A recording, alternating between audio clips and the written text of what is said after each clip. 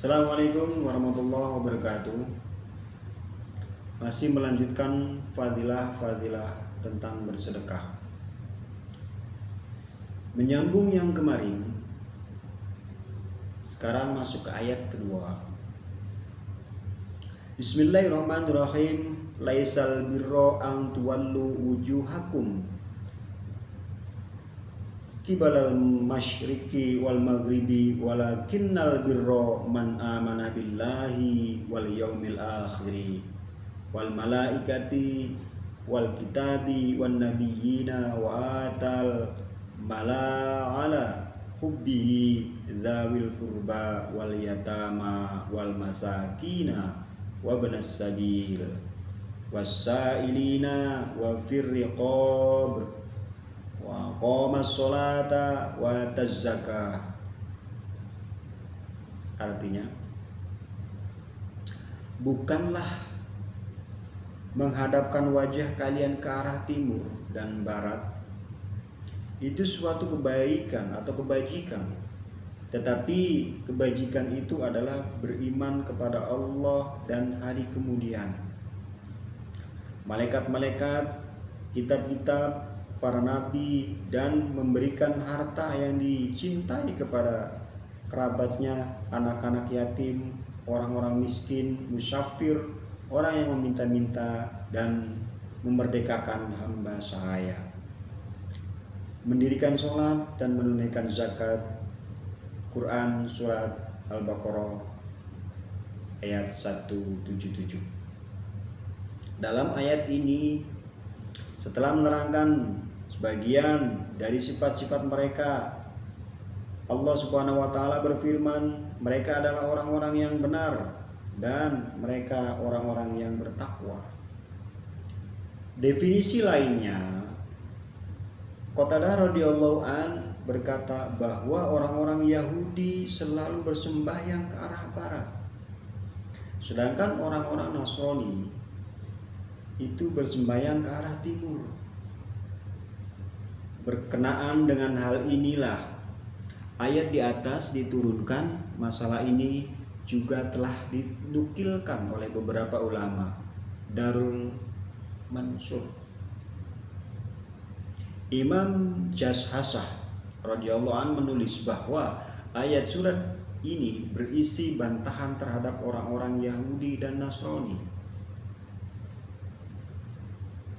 yaitu ketika mereka menyangkal perpindahan kiblat dari Baitul Maqdis ke Ka'bah.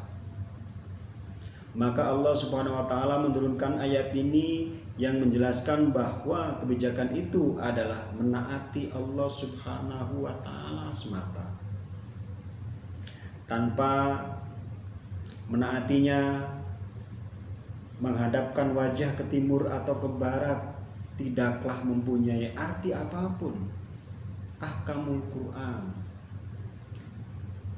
Memberikan harta karena cinta kepada Allah, maksudnya adalah hendaknya memberikan harta kepada mereka yang disebut dalam ayat tersebut karena ingin memperoleh keridhaan Allah Subhanahu wa taala. Janganlah membelanjakan harta untuk mencari kemasyhuran dan kehormatan, karena dengan niat semacam itu adalah sebagaimana dikatakan dalam pepatah, jika kebaikan rusak, dosa pasti diperoleh. Yakni sudah membelanjakan harta di sisi Allah Subhanahu wa taala bukanlah pahala yang diperoleh, tetapi justru dosa. Rasulullah sallallahu alaihi wasallam bersabda, Allah Subhanahu wa taala tidak melihat rupa dan hartamu. Yang dilihat bukan berapa banyak harta yang diinfakkan, tetapi amal dan hati, yaitu apakah niat dan tujuan dalam menginfakkan harta. Mishkat. Dalam hadis lain, Rasulullah SAW bersabda, yang paling aku takuti atas diri kalian adalah syirik kecil. Para sahabat radhiyallahu anhuma bertanya, apakah syirik kecil itu ya Rasulullah? Sabda Rasulullah SAW,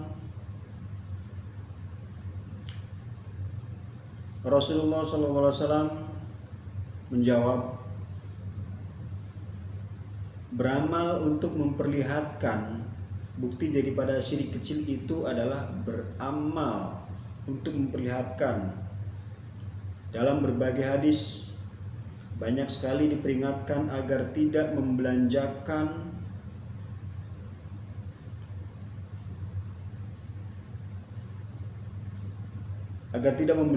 harta karena ria. Hadis yang membicarakan tentang masalah ini akan dijelaskan kemudian terjemah di atas. Benar bila ada yang dimaksud adalah memberikan karena Allah, dan sebagian ulama menjelaskan atau menerjemahkan dengan senang menyedekahkan harta, yakni hatinya merasa senang menyedekahkan hartanya dan sesama kali tidak mengeluh, mengapa saya harus bersedekah? Betapa bodohnya saya, dengan bersedekah harta saya jadi berkurang, dan sebagainya. Ahkamul Quran dan kebanyakan ulama menerjemahkan dengan mencintai harta, yakni walaupun ia mencintai harta, ia tetap membelanjakan di tempat-tempat tersebut. Dalam sebuah hadis diterangkan bahwa seorang bertanya, "Ya Rasulullah, apa yang dimaksud mencintai harta? Karena setiap orang mencintai harta." Rasulullah SAW menjawab, "Ketika engkau membelanjakan harta, pada waktu itu hatimu teringat akan keperluan-keperluanmu. Kemudian muncul dalam hati kekhawatiran-kekhawatiran akan keperluan-keperluanmu tersebut, dan hatimu mengatakan, umurku masih panjang. Jangan-jangan aku memerlukannya." Dalam hadis lainnya Rasulullah SAW bersabda pula, "Sedekah yang baik adalah membelanjakan hartamu ketika sehat dan kamu memiliki harapan untuk hidup di dunia." Lebih lama, jangan sampai kamu menunda-nunda sedekah sehingga ketika ruh hendak keluar dari maut sudah menjelang, kamu baru berkata, "Sekian waktu atau sekian untuk fulan, karena ada waktu itu harta telah menjadi milik fulan, ahli waris." Durul Mansur. Maksudnya, ketika sudah tidak ada harapan untuk hidup dan sudah tidak mengkhawatirkan keperluan-keperluannya, seseorang baru berkata, "Sekian untuk masjid, sekian untuk musola, sekian untuk madrasah." Padahal pada saat seperti itu harta tersebut seakan-akan telah menjadi milik ahli waris. Ketika harta benda masih diperlukan, pada waktu itu orang belum mendapat taufik untuk menginfakkan. Barulah ketika harta itu hendak pindah kepada orang lain, ahli waris, orang baru bersemangat membelanjakan karena Allah Ta'ala. Oleh sebab itu, syariat suci menetapkan bahwa sedekah pada waktu hampir meninggal dunia dapat diambil dari sepertiga kekayaan jika seorang pada waktu seperti itu menginfakkan semua hartanya tanpa seizin ahli waris. Kemudian ia meninggal dunia, maka wasiat si mayit atau si mayat yang lebih dari sepertiga tidak sah. Dalam ayat ini disebutkan secara terpisah tentang membelanjakan harta untuk anak-anak yatim dan orang miskin. Yang terakhir disebutkan tentang masalah zakat. Berdasarkan ayat ini dapat diketahui bahwa menginfakkan harta kepada anak-anak yatim dan orang-orang miskin adalah dari sisa harta setelah ditunaikan zakatnya. Keterangan tentang masalah ini akan dibicarakan dalam hadis yang satu.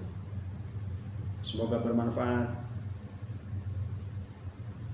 Assalamualaikum warahmatullahi wabarakatuh.